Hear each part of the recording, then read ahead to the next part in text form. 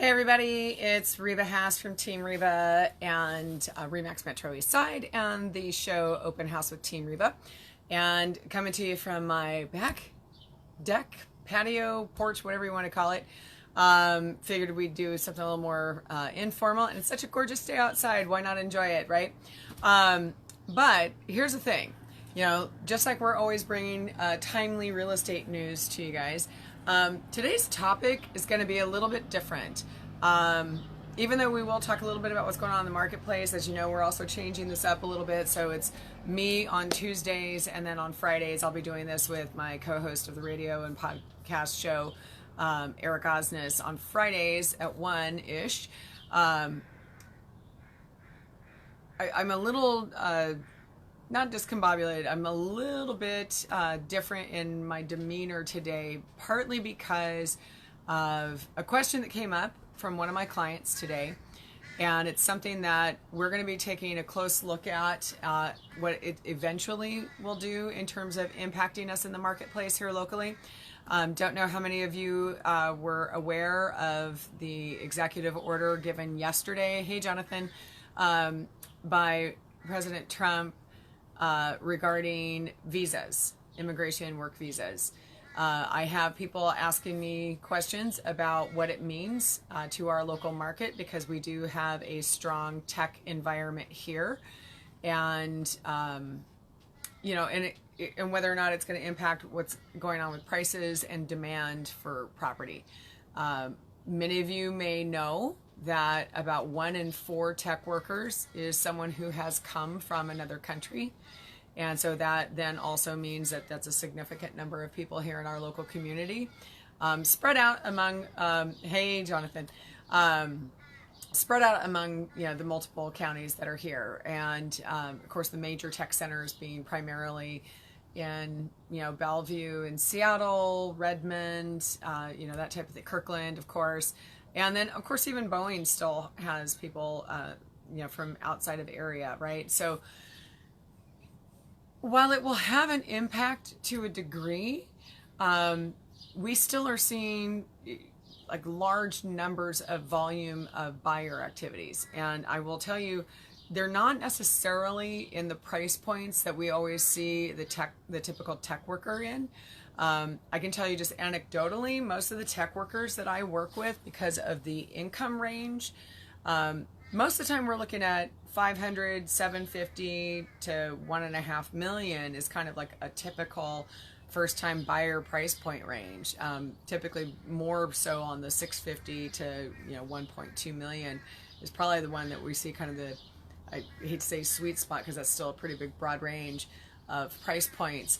But I can tell you what we're going to do is we're just going to monitor it. You know, I've mentioned the last several weeks that because of the really historically low interest rates that we've had, tons of buyer activity going on, but the majority of that activity is in between the 250 to 500 and even up to 750 price point, with the kind of around the $500,000 range, you know, being 350 to 500 being probably the most active.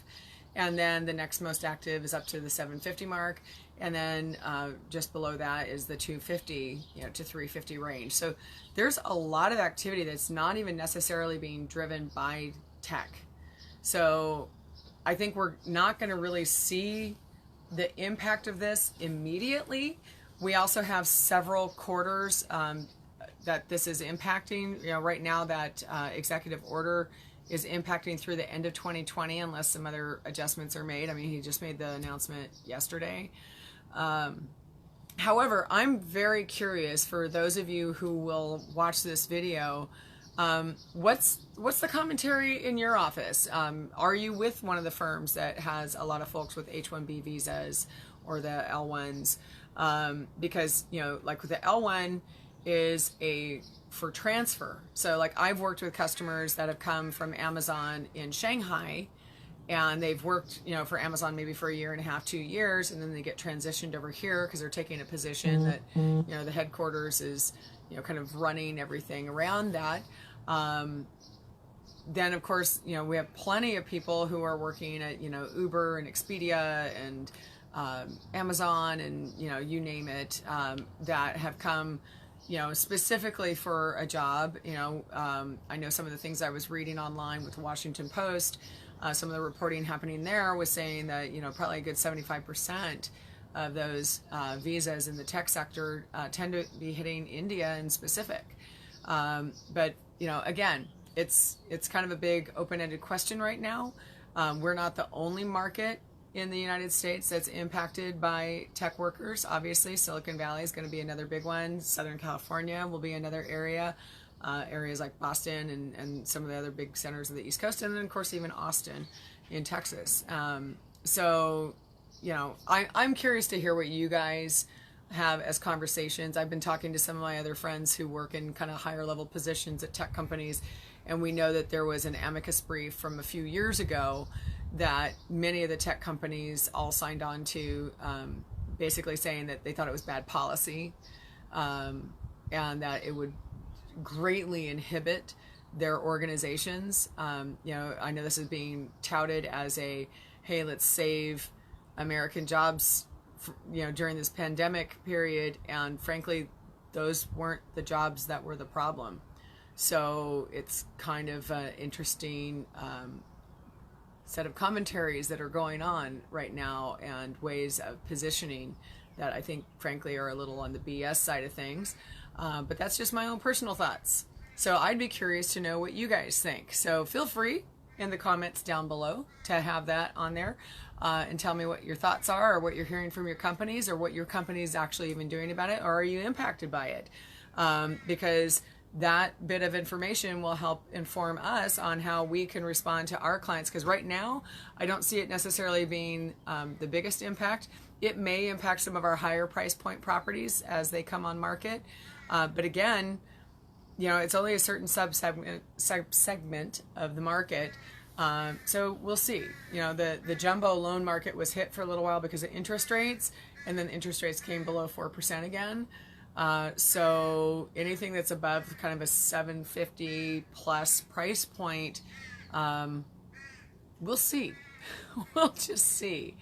The person who brought this up to me happens to be at Amazon, and I have another Amazon client who just decided to put their stuff on hold because they just got done having 2 years there, and they were waiting because there wasn't enough inventory that was interesting enough for them. So they were going to wait and save, and then also have more stock option down payment available to them. So, it's an interesting set of circumstances that we're going to watch very, very closely.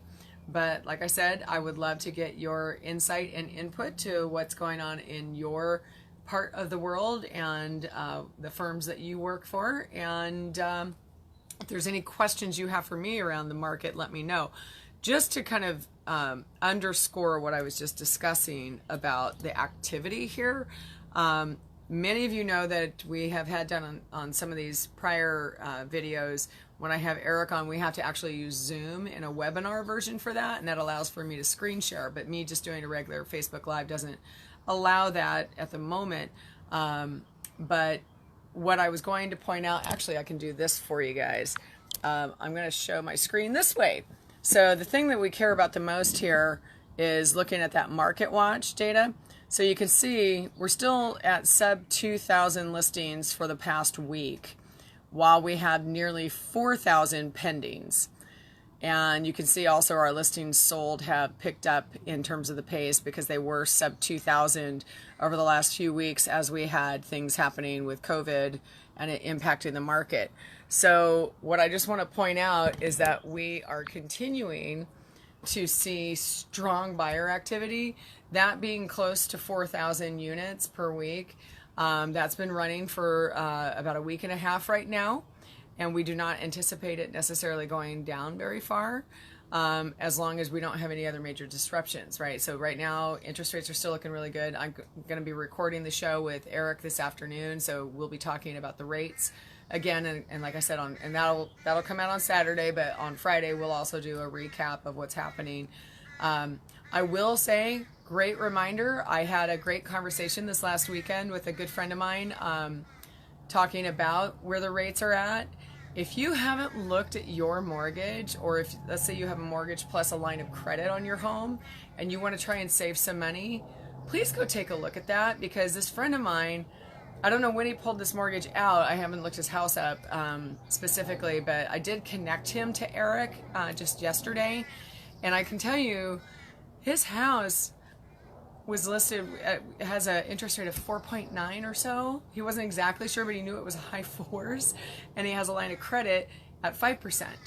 And so he can combine those right now and really drop that payment, because he's still under jumbo loan status. So loans are still available in that, higher loan value amount above conventional, but yet not at jumbo. And he can still get down sub 4%. Oh my gosh, you guys, if you knew how much he's going to save just by putting that all together and getting it under 4%, I mean, it's incredible. So if you haven't looked at your own mortgage recently, please do. If you're above 4%, please go talk to somebody and see if it makes sense for you to go ahead, especially if you're going to hold onto your home for quite a bit longer. Please go take a look at that, because it's just, there's no reason why you shouldn't. Unless you're in some kind of other financial straits, this is a really great time to get yourself in a really good financial position, and to save some money that then you can use for other things, such as your retirement or vacations or any of these other things that people want to have in their lives. So anyway, I'm going to finish that up for today's version of Facebook Live on Open House with Team Reba. And if you have any questions for me, you have other topics you want us to cover, let me know. I will be watching closely what goes on with this whole visa issue. And again, would love your feedback and insight on that as well. So anyway, talk to you guys soon, and reach out if you need me. Reba at teamreba.com is my email. 206-910-3429 is my cell.